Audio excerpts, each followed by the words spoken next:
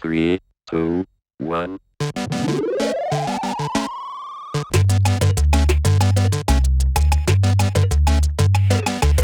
Hello and welcome to the DBAD movement. This is episode 15 of the Don't Be a Dickhead podcast. I'm John Gilbert. I'm Ian Thompson. And I'm Alex King. Welcome along. So we are going to be talking about siblings, brothers and sisters. Yeah. Sisters and brothers. What have our community been saying about siblings?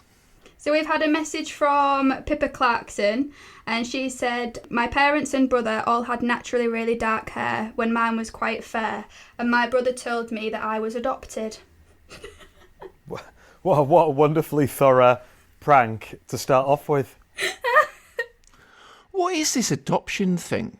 Do you have that with your siblings? Yeah, my sister used to tell me on a regular basis that I was adopted. My sons are always saying it of each other. It's like the ultimate insult. What's wrong with being adopted? I mean, I'm not adopted, but you know, Yeah. isn't it wrong? It's a lovely thing. Yeah, it's not that bad. Could be worse. You could be actually genetically related to these people. Who are making the terrible jokes. So, Nice. yeah, my brother used to say it to me, and then on one occasion, I just turned around and went, no, it's you that's adopted. And he cried for hours. Wow. You see, I've never had that said to me by my sister that I can remember, but you might think it from my mum and dad's house. There's far more pictures of my sister up than there are of me. I think there's only like 1 or 2 pictures up of me, and normally in the pictures of me, I'm with my sister, and then the rest of the pictures are of my sister, to the point where my dad WhatsApped me the other day and said, will you send me through loads of pictures of you? Because I've just realised how Neil and Paula-centric our house is. Neil is my sister's husband, and Paul is my sister, obviously.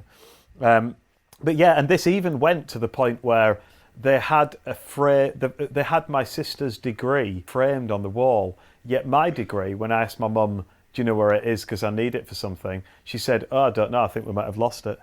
So not only was it not up in the house, it was lost. Is it like a Monica and Ross from Friends situation? I think it is. Yeah. Oh. Anyway, I've staked a claim to be best child now. During the lockdown, I've rung them every single day. Bet my sister hasn't. And you've just put it to something there. It's like sibling rivalry appears to be like the standard. And you see this throughout history. So we've had Cain and Abel. Yeah. Now, I'll tell you what, they never did the you're adopted prank. But then, of course, Cain did murder Abel, which was pretty severe. On par. Then you've got Rodri and Ryan Giggs. Famously, Ryan Giggs having an affair with his brothers. I don't know if that's rivalry. It's definitely dickheadery. Definitely Yeah. dickheadery. The Gallaghers from Oasis, that's an interesting one. They have a famously tempestuous behaviour. And famously dickheads. Yeah. Right, Liam hit Noel with a tambourine. Wow. That doesn't sound very rock and roll, actually. No, it doesn't at all. I don't know if he meant to hurt him. If he'd have like smashed him across the face with a saxophone or something like that, then he'd show like he really meant it. A little tambourine. And Bros. Did you see that documentary? That was brilliant, wasn't it? Matt and Luke Goss. Yeah. And they were trying to reconcile having gone their own ways. But yeah, it's about trying to find your own way, because I guess what you find with siblings is that a lot of it settles the nature debate around who is going to have the best life and who is going to be the most successful, or, as in your case, Ian, who is going to be the most caring to the parents during the COVID-19 lockdown. Exactly, yeah. They might not know what your face looks like, but they certainly know the sound of your voice. Exactly, yeah. I don't know. My sister might have been ringing them, but I just reckon I'm probably better child right now. So, Alex, you've got one sister, isn't it? Yeah, she's 5 years older than me. And when we're talking about the rivalry, I don't think I've ever I've experienced jealousy. I used to be very jealous of my sister when we was younger. Because obviously I was 5 years younger, so when she had I specifically remember her prom day, I was just furious that all of the attention was on Charlotte, which now is just ridiculous. But I think when you're younger, and especially when there's quite a large age gap, I think there can be a lot of jealousy and fighting for the attention, I guess. Yeah. Is that dickheadery? I just think it's part of growing. I guess it kind of is a little bit, because getting jealous of your sibling because you're not getting attention is a bit dickhead, isn't it, really? Yeah. But you didn't go the full Cain. No, not quite. Sacrificed her for God. Was it just fighting over attention, or did you used to genuinely fight about things? We used to have physical fights as well, yeah. Mainly about clothing, actually. And then what really bothers me is denying it afterwards as well. So there's been times now my sister doesn't live with me, but obviously she sometimes comes round to our house and she'll come up to my bedroom and take clothing when I'm not there.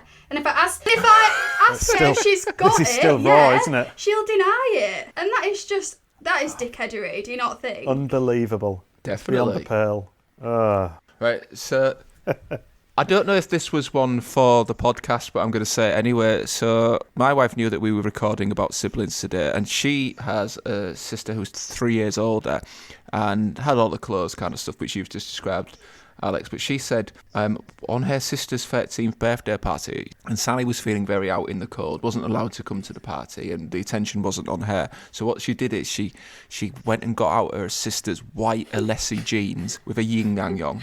Brilliant. And inside the jeans put a combination of ketchup and mayonnaise, and then folded them back up and put them away again. Wow. And now that occurred almost 30 years ago and has never come to light. And Sally never understands why she never was held to account for it. And she said that she was paranoid for weeks because she knew she'd committed this crime and was going to be found out one time. Waiting for it to be got back. But it never has done, unless her sister's really playing the long game. Yeah. Retribution is coming. And we'll come home one day and all of her clothes are filled with, well, actually, if you think about it, ketchup and mayonnaise, that makes seafood sauce. So it would all be seafood sauce within there. I worried that her sister found her jeans and then thinks that maybe she had some kind of incident that she didn't remember. Yeah. That maybe there were body fluids within it. Or I wonder how that never came to light. It's weird. But I think the difference between Sally's stuff with her sister is that you have these fallouts when you're younger, but you raised this point off air, Alex, that as you get older, your relationships do tend to improve. Because I think it's just part of growing up, isn't it? And your sibling, like in the case of my youngest brother, where there's just less than 2 years between us, he's the person who I've had more arguments with in the world than anybody else. I've had more physical fights with him than anybody else. But he's also been incredibly supportive of all of the stuff that I've done. And likewise, I am with him. We were each other's best man at weddings. So it's you do have that love-hate relationship with those that you're closest to. Yeah. I've got 2 stories about my sister that we still laugh about to this day. One of them is... I don't know what the story's going to be, but I hope that she does laugh about it. I'm guessing you do. One of them is when, and I can't even remember why, but she was annoying me just before dinner. And so fresh from the pan, I threw a fried egg at her head. But it was fresh out the pan, probably still sizzling. But yeah, her head, yeah. I think kind of half hit her and half hit the wallpaper, which my mum and dad weren't happy with. So I probably got told off for that, inexplicably. That's quite vicious. Well, you say that's quite vicious, Alex. The second one is, we were playing Wrath of Khan. I don't know whether anyone remembers the Star Trek movie Wrath of Khan, but we were playing Wrath of Khan, and in it, then they put these little things in their ears to make them understand, I don't know, Klingon or other languages and things. So me and my sister were playing that. And so my sister got one of the little, the Q-tip things that you clean your ears with, and she put it in my ear, and she just put it in a little bit too far, and it hurt a bit. It did no damage, it just hurt a bit. So, I took exception to that, so I pinned her down on the landing, and I pushed the Q-tip so far into her ear that it started bleeding, and she had to go to hospital with a perforated eardrum, and she still has problems to this day. But my, do we laugh about it. I wasn't expecting those stories. Yeah, I mean, it's a gift that keeps on giving, that. So you say that the fried egg was harsh. I mean... Yeah. It's also... I don't... Well, I'm a little bit uncomfortable with the DBAD show in that we're just laughing along to what actually were quite dramatic effects of domestic abuse. It's brought up a memory I have from when me and my sister were younger, and we used to play like you just said, like role play games and things like that. And we once was it was actually Titanic, so the scene where Jack is in the water. So what Charlotte decided to do, I think I was only probably about 5 or 6. She actually run a freezing cold bath, and I obviously played Jack, and she forced me to be in the bath. Probably until my lips like basically went blue, and act out the scene of her not allowing me to get out of the bath to get onto her door. So that's one that sticks Wow. in my brain.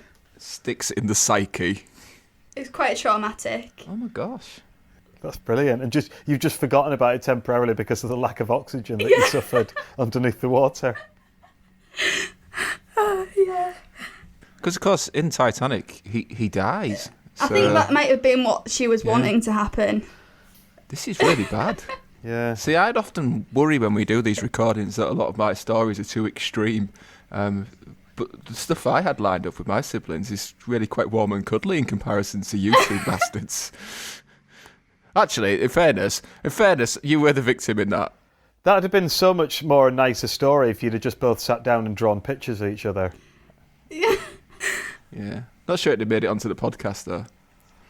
So, my younger brother I mentioned earlier, I mean, we've had so many kind of falling outs over the year, but we do get back together. But you think these things end in childhood, but they don't. He did a great number on us recently where, to show that we are adults and supportive of each other now, when he was having his house renovated, he asked me and my brother if we'd go and help clear, and my nephew, if we'd go and help clear his yard, because he had all of this stuff to do and he didn't think he'd be able to manage it on his own. So we showed up on the Saturday morning with the plan of getting this done across the course of the day. And we did get it done across the course of the day, but my brother, whose house it was, who asked us to do it, didn't turn up himself. So he said, "Oh, sorry, I've got to work, but here's a skip." And I cut my arse on the skip, and I had to go to the minor injuries unit to check that I didn't have a tetanus. By the way, you can't get a tetanus off a skip. It's got to be to do with soil and grounded. So I share that story to save somebody else 2.5 hours in case you ever have a skip-related anal injury. Oh. It wasn't anal, by the way. It was a butt cheek. Sorry, I should qualify that story there. Do you think with siblings that's why it happened? Do you think we sort of take advantage of our siblings and we do things that we maybe wouldn't do to just our friends because we think we can just get away with it easier? I think so. I think that your sibling, unless you do have like a Cain and Abel or Gallagher-esque falling out, then you're still bonded to each other for the rest of your life. So you have to be more forgiving. I mean, my kids are 12 and 14, and they are definitely best friends, but yet their idea of fun is to just hit each other repeatedly and just be horrible to each other. So, I mean, I was checking on the Spanish homework yesterday, and I just heard Dominic saying this phrase. He taught himself a new phrase, and it's because he'd gone onto Google to find out what the Spanish for Zach loves dick was. So in my siblings, I've got, as I mentioned, my younger brother Mike, who were pretty much the same age. Then we had a 10-year gap to Stuart from me, and then a 12-year gap to Brian. So it was like 2 different generations, and their response to having the little brothers was slightly different. So the eldest, Brian, I'm not sure he was that keen on having young kids, and he was a bit older, and I shared this with Iain recently, that I have my first childhood memory of him, really. Actually, my second childhood memory. I'll tell you the first one after this one. But my second childhood memory was being woken up in the night. I slept on bunk beds by my brother saying, "Oh, John, we need you to come downstairs." So as a toddler, I got up and he led me down the stairs, and it was all dark downstairs, and he was just like, "Come on, you've got to come through here." And he led me through to the living room. And with that, the light flicked on, and loads of teenagers went, "Rah!" and jumped on me, and just found it really, really funny while I just stood there crying. That must be a thing, because my sister used to absolutely thrive off scaring me. She literally just we used to share a bedroom, and she would sit at the end of my bed and just tell me awful stories while I was obviously like upset about it. But she just seemed to get something out of it, like just trying to really terrify me. And I think my mum got quite concerned about it because I'd tell her, oh, Charlotte's scaring me on a night. So one night she sat at the top of the stairs to like listen to what was going on. And she said you wouldn't believe what was coming out of her mouth. Like the things she was saying to you when obviously I was just a toddler. Yeah, it must be something that kids get out of it. I don't think my sister ever tried to scare me. Maybe Charlotte was telling Alex the story about the ghost, because she froze to death in the bath. Yeah. And now she haunted the house. So my earliest memory of my eldest brother was when he broke my favourite bowl. I had a bowl that had a nursery rhyme of the what they call it, with the cat ran away with the spoon one. Hey diddle diddle, that's it. Of Hey diddle diddle, and that was my bowl. Right? And I loved my bowl. And when I was going to have a meal, it was like, can I have it in my bowl? But in fact, I was only 2 when I had the bowl, so I probably wasn't even speaking like that. Anyway, he broke it. Well, that was it. He'd wronged me. So I don't know in the mind of a 2-year-old what my revenge plan was as such. But one morning he got up very early because he had a paper round. So he went out to go and deliver his papers. And I got out of bed to go, presumably to have it out with him. But by the time I got there, he'd already left. He'd biked off to the newsagents to do his round. So 2-year-old John decided to pursue him on foot. So whilst everybody else in the family was still in bed asleep, I went outside in my pyjamas and walked a good half a mile towards where I suspected he would be. I actually remember this as well. I remember people, should you be out on your own, little boy? And like, I'm just trying to find my brother. Probably wasn't even speaking. Anyway, an hour and a police search later, I was taken in by a family who'd found me just wandering around on the streets, and they were able to identify me and took me home to my crying parents. Oh. So you never found your brother? No, he got in trouble for it because he'd left the front door unlocked when he'd gone out for his paper round. But the biggest crime was in breaking my Hey Diddle Diddle bowl. Yeah, but in a way you did get retribution. Aww. Yeah, I did. Yeah. I mean, that's what the best thing you can do as a 2-year-old is to just freak everybody out by running away. Yeah. But yeah, it was all right in the end, and we get on really well now, much better than we did back then. He hasn't broken any of my balls for ages. There we go. Winner. And my elder brother, Stuart. Now, I have a lot of sympathy for Stuart because the 3 of us shared a bedroom. And when you think about this, it means that when I was 8 and Mike was 6, he'd have been 18 and still sharing a room with 2 annoying little kids with toys and noise and so on. But he liked a good drink, did our Stuart. And I recall him, he would just come back and just like put the world to rights. So he'd wake me up at night and go, don't you listen to him, John. You be whoever you want to be and stuff like that. And I'd just like nod along and just agree with whatever life skills my main role model was bringing along to me. They're part of the siblings. I think you do need each other when you're older. But surely like all of these falling outs it's just practice, isn't it, for the reaction of the real world. Exactly, and I think, you know, like all the stuff that we've mentioned, and we've mentioned about how you've got a lot more tolerance for siblings and things like that. A lot of it is just dickheadery, isn't it? And I mean, even if you look at people like the Gallaghers and things like that, then again, it's just dickheadery. It's just for some reason, because they're genuine both dickheads, then they're not getting over it. That sentence finished very abruptly. What did the Gallaghers do that you think is dickheadery? I love the Gallagher brothers. Do you think they're dickheads, though? I do, yeah. Not you. You've had your chance. Everyone can be a dickhead. Take them or leave them, I can. Just before we wrap up, I've got a little story of when my partner's son and daughter, so when Olivia, her daughter, was born, then they were talking about what to name her. They'd decided possibly on the name Jemima. And they said to Dylan, what do you think of Jemima? Anyway, she ended up being called Olivia because the only way that Dylan could pronounce Jemima was to say vagina. And That was the only way he could pronounce Jemima. So they thought, we're not having her brother go through the first few years of her life saying vagina to her whenever he needs her.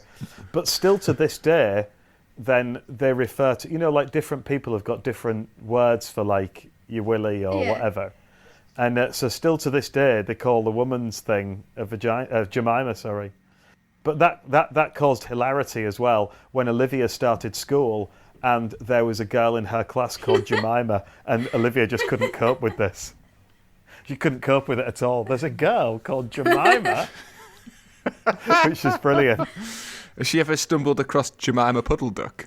I don't know, to be honest, but presumably so. Yeah, that sounds like a really gross nickname for it. So, on that note, when it comes to siblings and dickheadery, look, treat your sibling with respect. Don't ever fall out in a way that is never reconcilable, because you're going to be there together till the end of time. You might be your worst enemy, but you're always going to be each other's best friend. And if you are going to be a dickhead, do it to your sibling. Test the boundaries, because they're the ones that are going to forgive you. Absolutely. So remember, unless you happen to be with your brother or a sister, don't be Don't a be a dickhead.